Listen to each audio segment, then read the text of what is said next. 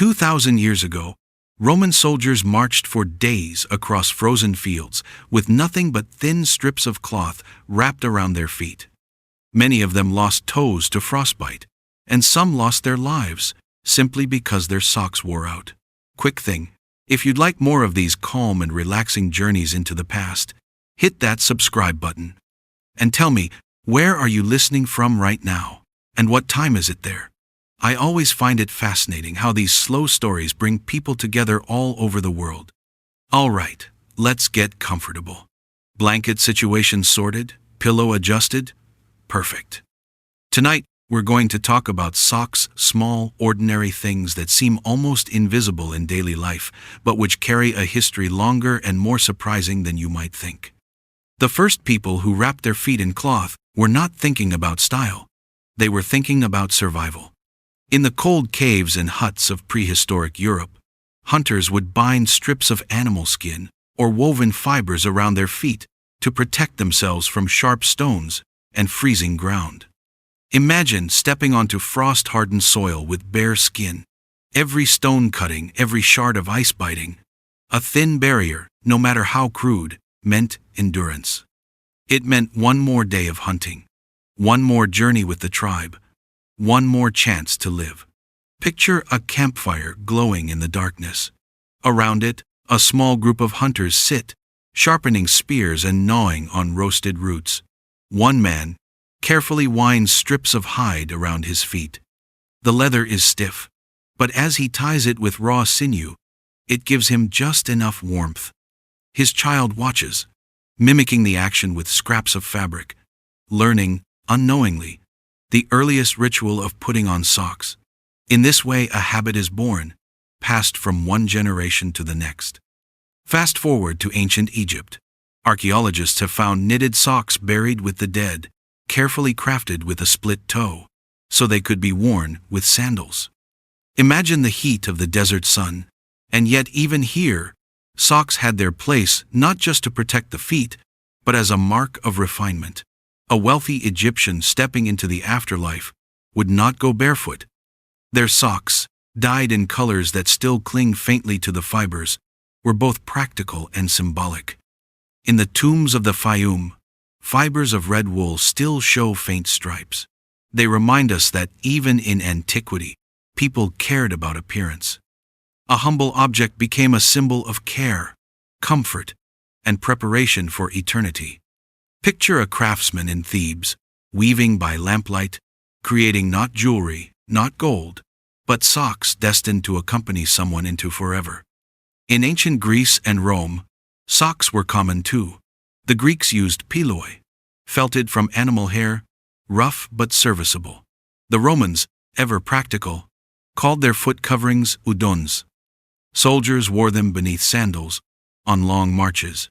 Senators and scholars sometimes wore softer versions indoors, a quiet luxury against marble floors that chilled even in Mediterranean winters. Picture a Roman centurion rising at dawn, strapping on his sandals and then carefully winding cloth around his feet, knowing the day ahead would demand endless walking. Socks were not luxury here, but survival. Without them, marches across Germania or Britannia would cripple even the strongest soldier. Even emperors, wrapped in silks and adorned with jewels, might have hidden a pair of socks under their robes, not for display, but for comfort, a reminder that even the most powerful feet grow cold. As the centuries passed, socks became not only practical, but social. In medieval Europe, peasants wore rough woolen stockings, thick enough to last through damp winters. Their socks were hand-spun, uneven, sometimes itchy, but vital. Without them, every step across muddy fields would have been misery. They were not decorative, not colorful, but they kept the cold away, and that was enough. For the wealthy, however, socks became something more. Nobles and clergy wore finer weaves, sometimes embroidered, often dyed in rich shades that ordinary folk could never afford. Entering a cathedral or castle, one might notice glimpses of decorated hose peeking from beneath long robes, small signals of privilege that separated lords from commoners. Even in an age when most of the population walked barefoot through mud, the nobility wrapped their legs in comfort and pride.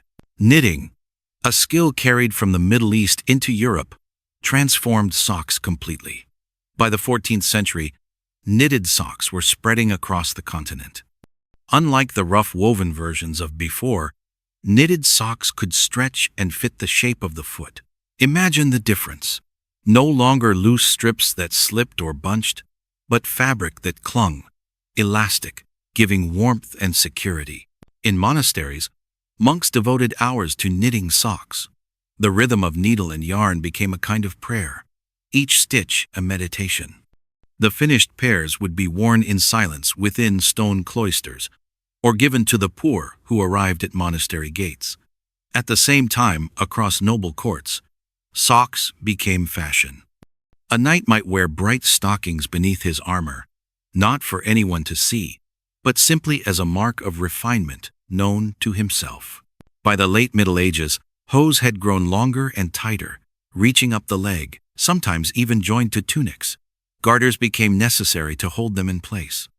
Imagine the sound of leather boots pulling tight over colorful stockings, the rustle of silk as courtiers walked through torchlit halls. A flash of color at the ankle could tell a story of wealth and influence without a single word spoken. And in every small village, in every farmstead, socks were being patched and repatched, wool unraveled, respun, and reknitted. A grandmother might sit by the fire, mending the same pair again and again, threads of red or gray running across holes, until the sock was more patch than original cloth. Children wore hand-me-downs, socks that had already warmed 2 or 3 older siblings.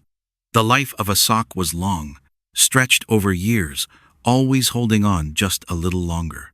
Socks became gifts too. A simple pair, carefully made, could be an offering of love. Imagine a young woman sending her betrothed away with socks she had knitted herself, each stitch carrying a silent promise of return. He might wear them under heavy boots, trudging through rain and mud, each step softened by that reminder of home. By the end of the Middle Ages, socks were everywhere, part of every life, every class, every home. From kings to shepherds, everyone understood the value of warm feet. And yet, even then, no one could have guessed how much further socks would travel in the centuries to come. The Renaissance brought socks into the realm of high fashion. In the glittering courts of Spain, Italy, and France, men began to wear hose that stretched higher and tighter, made not only for warmth, but for show. Bright silks, carefully dyed in vivid blues, reds, and greens, wrapped the legs of courtiers as they danced at banquets and strode across palace floors.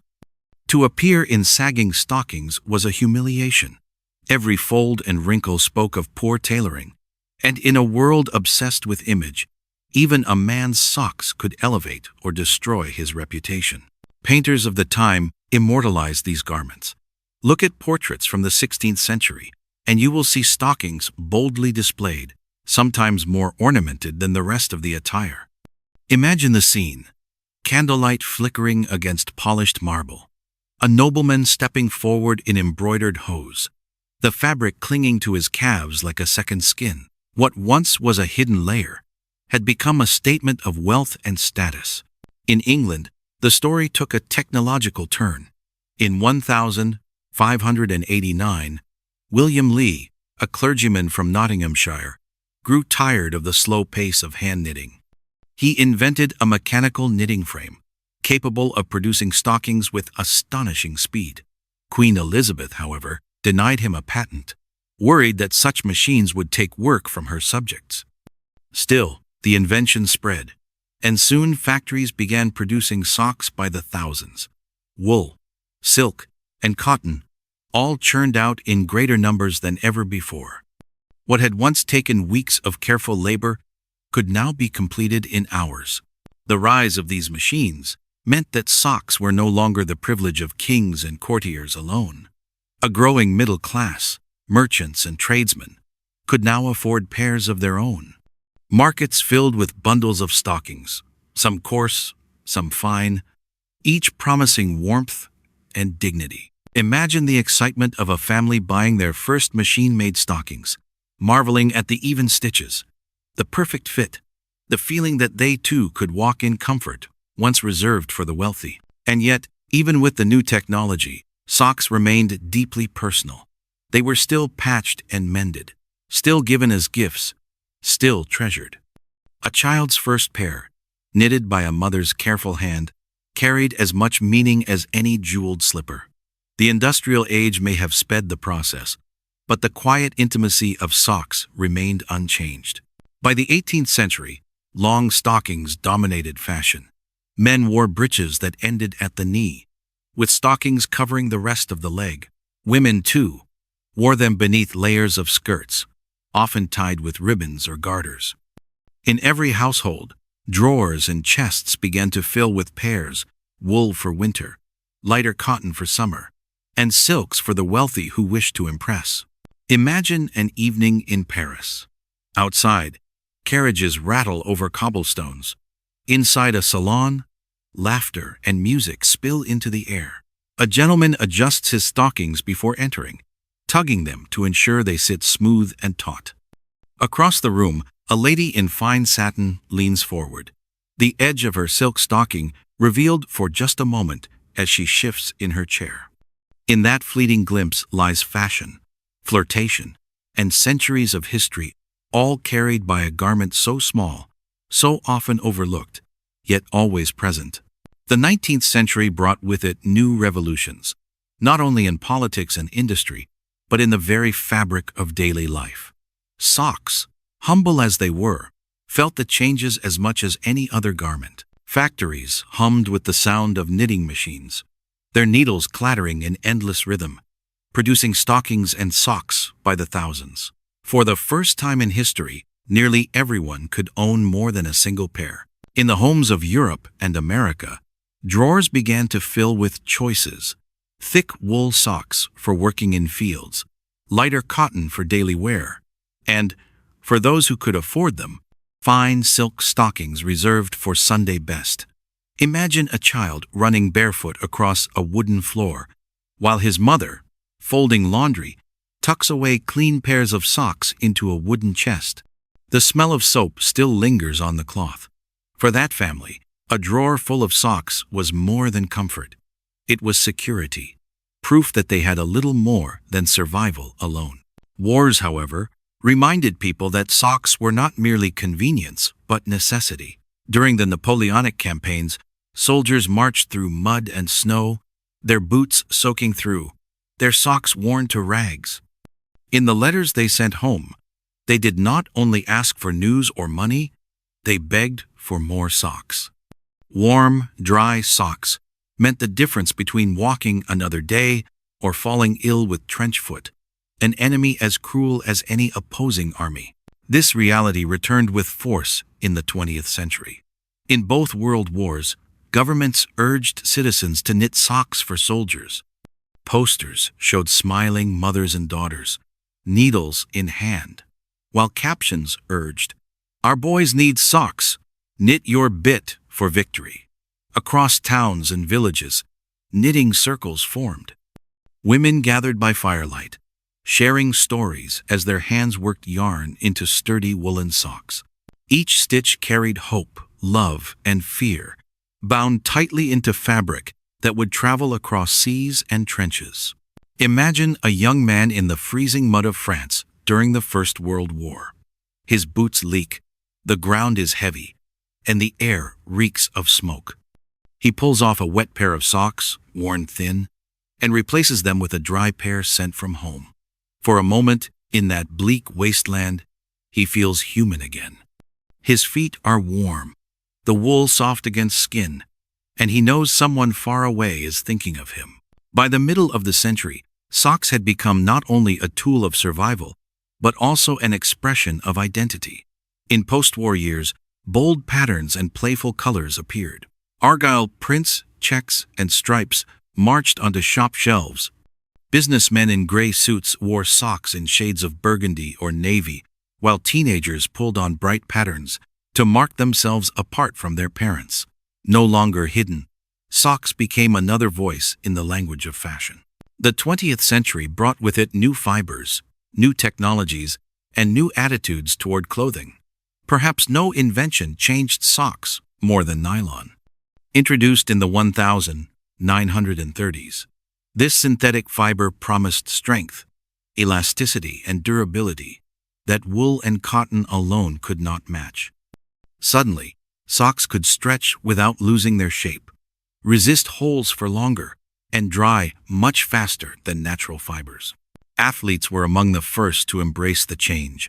Runners wore lightweight socks that wicked away sweat. Footballers laced their boots over reinforced wool and nylon blends. Tennis players slid across courts, with feet cushioned by socks designed for impact. Each sport demanded a slightly different design, and manufacturers were eager to deliver. For the first time, socks were not only about warmth and protection, but about performance. At the same time, socks became a canvas for personal taste. In the 1950s and 60s, bold patterns entered mainstream fashion. Stripes, checks, argyle patterns once reserved for eccentric dressers became everyday choices. A businessman, in a gray suit, might reveal a flash of red sock as he stepped onto a train, a small rebellion hidden beneath formal attire. Teenagers pulled on brightly colored pairs to signal youth and individuality, while designers began experimenting with novelty prints, from playful polka dots to whimsical motifs. And yet, even as socks grew louder, their quiet role remained unchanged. They still bore the wear of daily life, cushioning each step, absorbing the sweat of long days, wearing thin at the heel and toe. In working-class homes, socks continued to be mended, darned again and again, while in wealthier homes, drawers filled with dozens of pairs, some barely worn before being replaced. By the late 20th century, socks had also become cultural markers. In Japan, school uniforms included precise styles of socks that signaled age and status. In the United States, white athletic socks became symbols of casual fashion, while in parts of Europe, brightly patterned socks marked intellectuals and artists. A garment once invisible beneath sandals and boots had become a subtle badge of identity.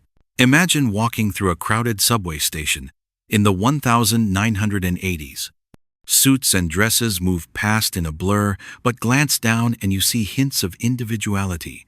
Neon stripes, carefully chosen argyles, clean white athletic socks pulled high.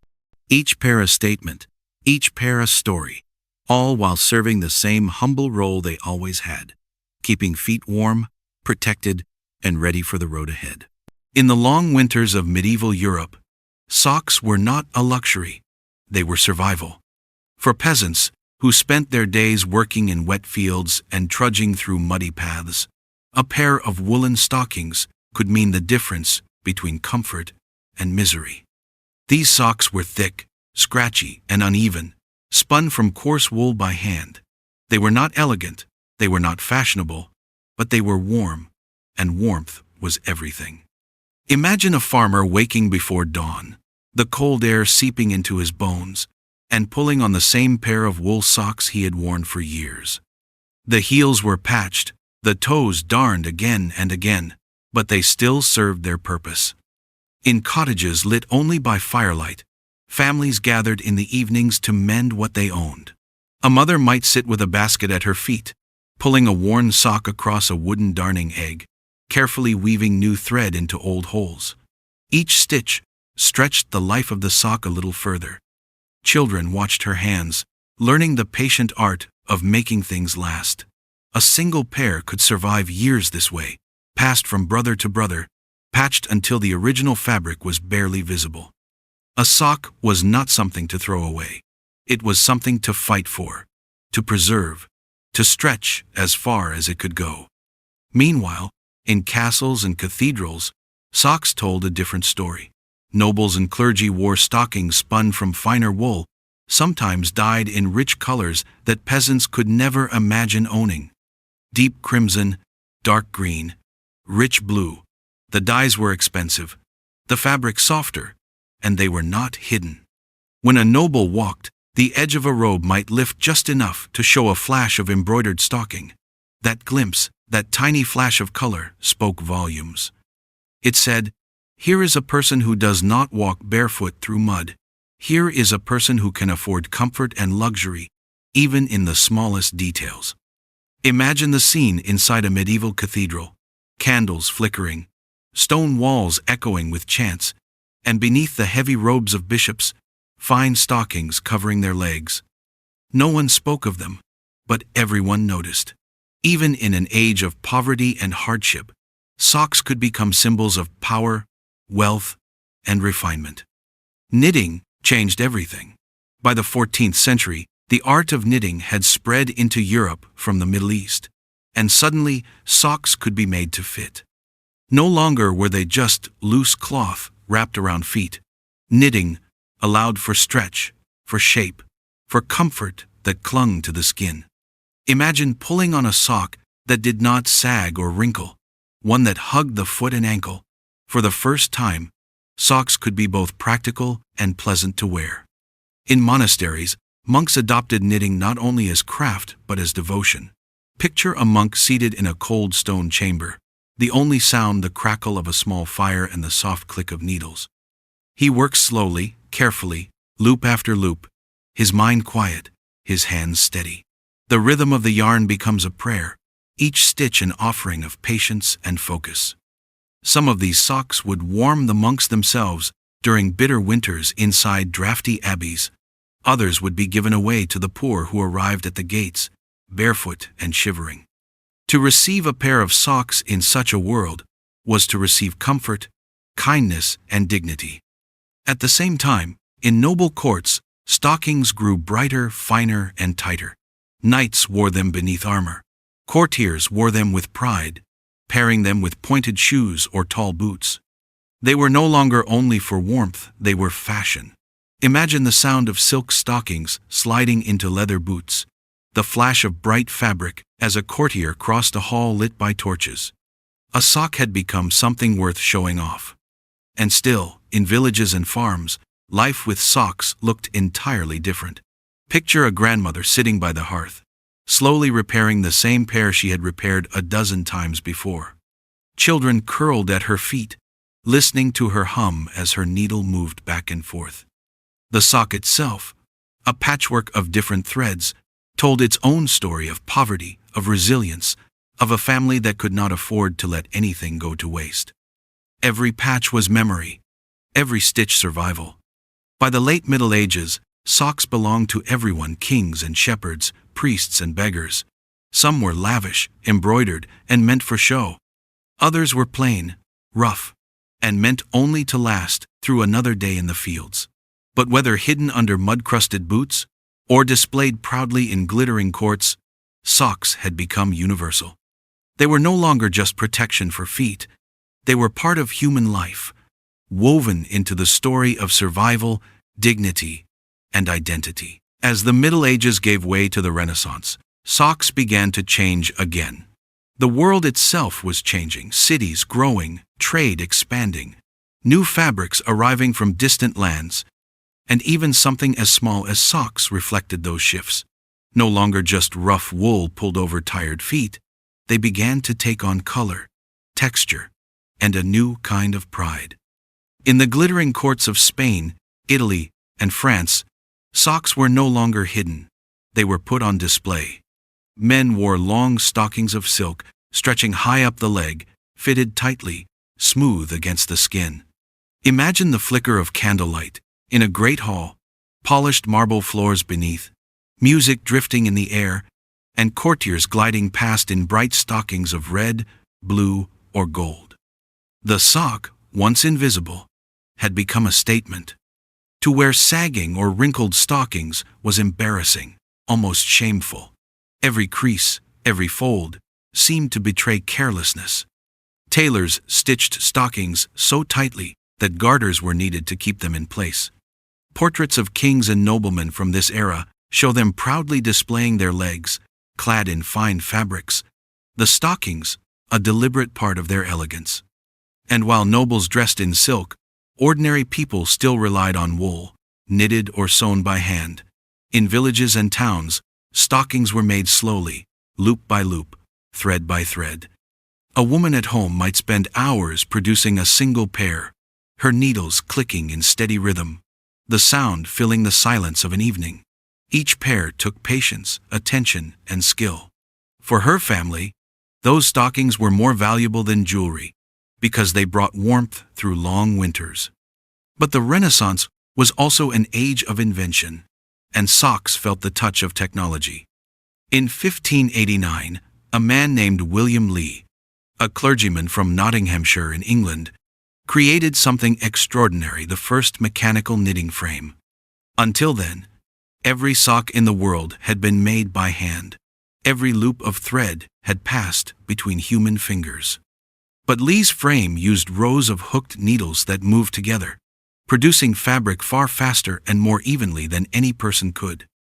Picture the moment: the steady clack of the frame, the threads moving as if by magic, and in minutes, a length of knitted fabric appeared, uniform, neat, ready to be cut and sewn into stockings. It was the beginning of a new chapter. Lee hoped to impress Queen Elizabeth with his invention, but when he presented it to her, she refused him a patent. She admired the idea but feared it would put her subjects out of work, hundreds of knitters, spinners, and tailors who depended on making stockings by hand. Still, the invention could not be stopped. The knitting frame spread quietly, then rapidly, transforming the production of socks across Europe. Factories grew in towns, filled with rows of these machines. The air rang with the constant tapping of metal needles, the hiss of wool being drawn out, the hum of work continuing hour after hour. For the first time, stockings could be made in bulk, not just for the rich, but for the growing middle classes. Merchants, shopkeepers, and clerks could afford pairs that once belonged only to nobles. Imagine walking through a busy market in London around the year 1600. Stalls overflow with goods, spices, cloth, pottery, and among them, bundles of stockings stacked in piles. Some coarse, some fine, some plain, some bright. A young apprentice buys his first proper pair, marveling at how evenly the stitches run. For him it feels like luxury, even if it is only wool. The Renaissance made socks into fashion. The knitting frame made them accessible. And together, these forces carried a small, ordinary garment into a new world. A world where every class, from kings to cobblers, could pull on a pair and feel the simple dignity of warm, well-made stockings. The centuries rolled forward, and with them came the thunder of industry. By the 18th and 19th centuries, the world was transforming. Steam engines roared, cities swelled with workers, and the old rhythm of handcraft gave way to the speed of machines. Socks, humble as they were, changed along with everything else. Factories now filled the air with the constant clatter of knitting machines. Rows of iron frames worked day and night, powered by human hands and later by steam. The sound was steady, relentless. The clicking of needles, the soft pull of wool, the shuffle of feet across wooden floors. In these workshops, hundreds of stockings could be produced in the time it once took to make only a handful. For the first time in history, socks became truly common, not just for kings or merchants, but for nearly everyone. Drawers in modest homes began to hold more than one pair. Families could choose between thick wool for winter, cotton for everyday wear, or even a Sunday pair, saved for church. Imagine opening a wooden chest and finding not a single patched pair, but a small pile, 2, 3, maybe even 4 pairs of clean socks. It was more than comfort. It was a sign of progress, a quiet kind of wealth. But wars reminded people that socks were not only a comfort, they were survival. In the Napoleonic campaigns, soldiers marched through endless mud and snow. Boots wore down, seams split, and inside, socks grew thin and damp. Letters from the front often begged for just one more pair. Warm feet could mean one more march, one more battle survived. Cold feet meant sickness. frostbite, even death. This truth echoed again in the great wars of the 20th century. During the First World War, trench foot became a soldier's worst enemy. Standing for hours in freezing water, men felt their skin blister and rot, toes blacken and die. The only defense was a dry pair of socks. Posters went up in cities. Our boys need socks. Knit your bit for victory. And so, in towns and villages across Europe and America, knitting needles clicked once more. Mothers, sisters, wives, and daughters gathered in circles, their hands working yarn into sturdy woolen socks. Imagine the scene: lamplight glowing against walls, the quiet murmur of voices, and the rhythmic sound of needles tapping. Each pair carried with it not only warmth but hope. Hope that it would reach a son, a brother, a husband at the front. Picture a young soldier in a muddy trench. His boots leak, the ground is frozen, the night bitterly cold. He pulls off a wet, filthy pair and replaces them with a dry pair sent from home. For a moment, just a moment, he feels human again. His feet warm, his spirit lifted. He remembers that someone far away thought of him, cared for him, worked hours to send this small gift. Even in the Second World War, the story repeated. Knitting circles spread again, patterns were distributed, and countless pairs of socks traveled across oceans. Wool, thick and scratchy, carried love in every stitch. Soldiers treasured them more than letters, because they meant comfort in the middle of hell. And back home, people counted their socks, patched them, saved them. Wartime rationing meant that nothing could be wasted. A pair of socks might be darned until it was more patch than fabric, yet still they were worn. In the face of hardship, socks once again told the story of survival, humble, ordinary, but essential. By the time the guns fell silent, the world had changed forever.